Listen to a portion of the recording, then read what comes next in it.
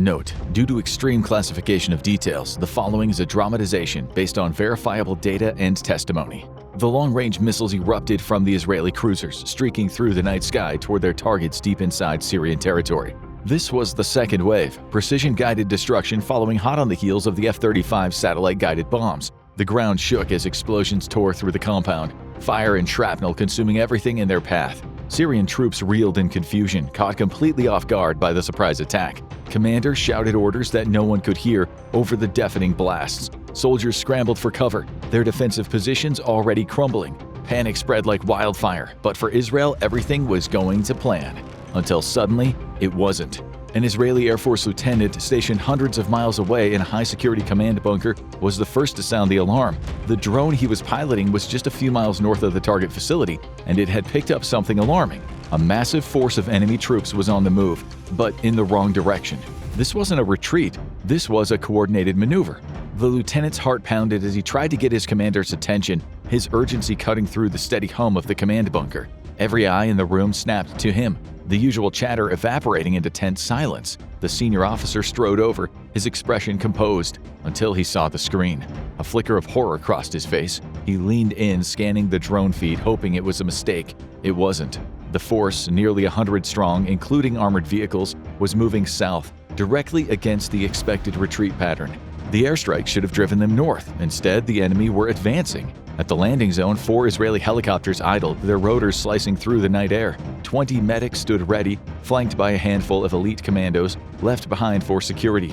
The rest of the 120-man strong commando raid was already deep underground, securing their target within the mountain stronghold. Unaware that the exit above was about to become a kill zone, Israel's most daring special forces raid in the nation's history was about to become its most disastrous. Months earlier, Damascus, Syria. "Habibi, I would never ask you to betray your nation's secrets like that." The man in the sunglasses was friendly, with a warm, genuine smile on his face, slightly built with a neatly cropped goatee. The man's nationality was difficult to pin down. The Ray-Ban sunglasses were a deliberate touch. Western, but not too Western. Emirati, Saudi, maybe even a Jordanian? The ambiguity was intentional. Hashim swallowed nervously, glancing at the thumb drive sitting on the coffee table between them. The sunglasses man nodded at the thumb drive. There was $10,000 in Bitcoin waiting for Hashim. All he had to do was talk about some doors. Hashim felt a lump in his throat.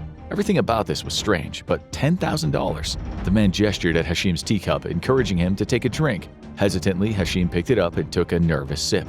The man sipped his own tea, complimenting Hashim on the blend. The words came slowly at first. The facility doors, massive, reinforced, bomb-proof. Outside, a parking area for delivery trucks, a guard station.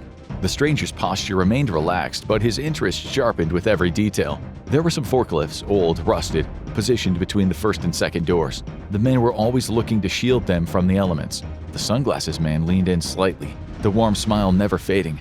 "Tell me about the forklifts." Weeks later, outside of Damascus, Syria.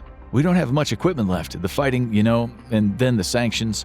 The older man stooped a bit as he walked, but it was clear he retained at least some of his strength gained from a lifetime of working in a junkyard. Accompanying him was the sunglasses-wearing man, dressed modestly, but his wealth obvious by his choice of Ray-Ban sunglasses. The old man stopped and looked him up and down for a moment. "You planning on starting construction work?" you said. The man nodded, smiling warmly. The fighting was going to be over soon. Someone had to rebuild the area. Why not him? The old man nodded, turning back to his task of leading the two through the labyrinth-like junkyard, full of everything from old automobiles and even rusting Soviet infantry fighting vehicles. Anything truly valuable, engines, weapons, even the armor plating had long ago been stripped and sold off or stolen by looters. The two arrived at their destination, 2 forklifts, battered by time and neglect. The old man gestured toward them, a hint of frustration in his movements. Once reliable European machinery had kept everything running smoothly, but sanctions changed all that. Now this was the best that could be found. The sunglasses man ran a hand over the corroded frame, inspecting the forklifts. "It's okay, I could do repairs." "How much for both?" 0 hours, 18 minutes before go time. The 4 CH-53D helicopters swung in toward the Syrian coast, flying low enough that the breaking tops of the waves were visible through the night vision. A large swell sent sea spray high enough to slap against the helicopter's belly, where inside Israel's elite Shaldag Special Operations Force sat in silence. The 100-strong infiltration team was among the best in the world, trained for deep strikes behind enemy lines. Accompanying them were 20 combat search and rescue operatives from from Unit 669, the last line of hope if the mission went south. They were flying over 120 miles into enemy territory, too far for reinforcements, too deep for a medevac. If anyone was wounded, survival would depend on the men already on board. Making matters worse, they were flying straight into the second most heavily defended airspace in Syria, just behind the formidable network protecting Damascus itself. Every mile brought them closer to radar sites, anti-air batteries, and watchful enemy eyes. The helicopter skimmed just above the terrain, hugging the earth to stay low below Syrian radar. So far, they remained undetected. Their only support came in the form of two AH-64 Apache attack helicopters flying in tight formation. These weren't standard models, given away by the significant bulge under the front fuselage, where various avionics, electronic warfare equipment, and countermeasures were stored. The helicopter pilots checked their mission timer. They should arrive at the target site within 16 minutes, hot on the heels of a withering barrage of air and naval strikes designed to throw local Syrian forces into disarray. This would give them the cover they needed to disgorge their troops, achieve the objective, and fly back home in one piece. And if it didn't, they would be stuck deep in enemy territory, facing a force of thousands of enemy soldiers. 0 hours, 2 minutes before go time. The F-35s were not invisible, simply very difficult to target. To lull the Syrians into complacency, the IDF had flown several flights of the stealth fighters inside Syrian airspace, near the target but not over it. The intermittent radar contacts over a week of flights had never manifested into a solid enough lock to be worth firing a missile at. Whatever jets the Damascus government had left were better left on the ground rather than end up eating Israeli missiles. After a week of frustration, the radar operators were wary, but hadn't felt the need to raise the alarm. Likely just another surveillance flight. It was no secret the F-35s regularly operated in Syrian airspace, they just couldn't do anything about it. But things changed quickly. Fleeting radar contacts sharpened for just a moment, then again in a pattern. At first, the Syrian radar operators were baffled. The signals didn't match any known aircraft profile. One young soldier, sharper than the rest, felt a chill run down his spine. And now, with growing horror, he realized exactly what he was seeing. The telltale disruption caused by bomb bay doors opening. The invisible jets were no longer just passing through. They were about to strike.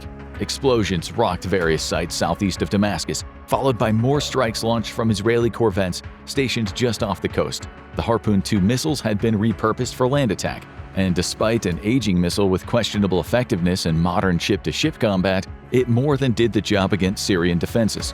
F-15s flying behind the screening F-35s launched their own attacks using standoff satellite-guided munitions. These bombs targeted the roads leading in and out of the target facility, codenamed Deep Layer. The missile production and assembly facility had cost Iran nearly $100 million to build and harden against Israeli aerial attack. With ongoing fighting in Syria and constant interdiction raids by the IDF, Iran had adapted its strategy. Instead of smuggling rockets and guided missiles into Syria, risking interception at every turn, it had opted for a far more effective approach, building them on site. The destruction of 2 overground assembly plants by the IDF further convinced Iran that it needed to go underground. It had been a significant investment of funds and time, starting in 2017, but with a capability to build hundreds of missiles a year, it was well worth the cost. From Deep Layer, Iran could feed a steady supply of new generation and extremely dangerous missiles straight to Hezbollah. For Israel, this was completely unacceptable. Since the start of the war in Gaza, Israel had systematically worked to destroy Iran's ability to reinforce and replenish its terror network allies across the region. Israel had been aware of the facility's construction the moment it began, but it had deferred any attempt to destroy it for fear of igniting regional tensions. With the start of the war in Gaza, though, and the facility nearing full operational capacity, the time was now. The Iranians knew Israel had access to US-made deep-penetrating munitions, specially made to destroy targets deep underground, but Deep Layer would prove a challenge even for these weapons. Buried up to 430 feet under a solid granite mountain, it would take nothing short of an underground nuclear strike to destroy the sprawling facility. Instead, Israel set to destroy it from within, risking the lives of 120 of its most elite soldiers deep behind enemy lines. The air package included 21 multi-role fighters, most in strike configuration to take out Syrian ground targets, with a few flying cover in case of Syrian air response. A fleet of recon aircraft and drones kept an eye on Syrian forces while snooping on electronic chatter. As the 4 transport helicopters began to land outside the facility, one of those drones spotted trouble. Dozens of soldiers were rushing toward the facility, itself essentially a massive underground shelter. A pair of F-15s received an emergency retasking as the 4 helicopters began to disgorge their troops directly in front of the main entrance to the facility. The Apaches took up an orbital pattern to provide air cover for the troops below them. The F-15s dropped 4 500-pound bombs on the road, leading directly to the facility, the advancing troops hesitating in the blistering wake of the devastating onslaught. 300 miles away on an Israeli airfield, another pair of F-15s were taxiing, their wings loaded with ordnance and ready to join the fight. The transport helicopters lifted off, setting back down again on a field not far away, their engines idling and medics preparing equipment to receive any wounded. A security element set up a screen around the helicopters, but if the approaching Syrian troops were undeterred by the air attacks, there was little they could do to stop such a massive force. They'd have to either die holding their positions or climb back aboard their helicopters, leaving their comrades inside the facility to their fate. The facility was shaped like a horseshoe. The Commandos sprinted towards the entrance, a massive reinforced gateway carved into the mountainside, the point where raw materials were discreetly brought in for assembly. Just a few hundred feet below them, another opening loomed, the exit, where fully assembled missiles were quietly loaded onto trucks, ready for transport to their final destinations. 30 men rushed to this side of the facility, ensuring that any enemy forces inside were trapped if they tried to escape. At the main entrance, a heavy machine gun opened fire on the onrushing soldiers. In response, a brief hail of accurate gunfire from a half-dozen rifles rang out, along with several 40mm grenades fired from under-barrel grenade launchers. The Syrian guard post was overwhelmed and destroyed. As the breaching team prepared to enter, another team ran to the top of a nearby hill. Once there, they set up a perimeter, then shrugged off heavy backpacks, laying them flat on the ground and unzipping them. The open backpacks revealed a small fleet of medium-sized drones capable of being used as anti-vehicle weapons, but carrying a small contingent of anti-personnel bomblets they could dispense first. While pilots donned headsets, the rest of the team scanned for threats. Soon, the drones took to the air, on the lookout for enemy soldiers and ready to eliminate them. The main doors to the facility would be the biggest obstacle. By now, it was no secret anymore what Israel's goals were. There was no point in remaining quiet. Demolition experts carefully set up C4 charges along weak points of the doors, then rushed to a safe distance before detonating them. The doors were as blast-proof as Mossad's intelligence had said, though. It took just under an hour and multiple charges to finally force the doors open. Inside the first set of doors, though, as promised by Mossad's intelligence, were 2 old forklifts. They were in good working condition but decades old, exactly the same type and model as purchased from a junk vendor outside Damascus nearly a year ago. Several of the Commandos had trained with the purchased and repaired forklifts until they were experts at their use. Using the arms of the forklift and sliding them under the second set of doors, it took less than a minute to breach the final 2 layers of security. Outside, the orbiting Apaches unleashed a volley of rockets and cannon fire on an advancing troop of Syrian soldiers. A nearby Syrian army post was meant to provide security to the facility, which only had a small contingent of actual guards directly on site. Nobody had dreamt Israel would be bold enough to launch a raid this deep in enemy territory. Now that assumption was costing the Syrians dearly. The Israelis had bombed the road and damaged it so much that vehicles couldn't get through. The soldiers brought up a bulldozer and used it to start carving a way through the destruction, clearing a path for the Syrian army vehicles. IDF commandos providing overwatch met the incoming bulldozer with rifle and machine gun fire. But the giant scoop provided shelter. A loitering drone zipped across the sky to the bulldozer and dropped like a bird of prey, just narrowly missing the cab. The blast, however, damaged the hydraulics, which caused the scoop to drop. An Israeli soldier took the opportunity to place a well-aimed burst of rifle fire straight through the front window, killing the driver. The roar of Apaches returning for another gun run discouraged the rest of the Syrian forces, who began to break and run from the failed counter-assault.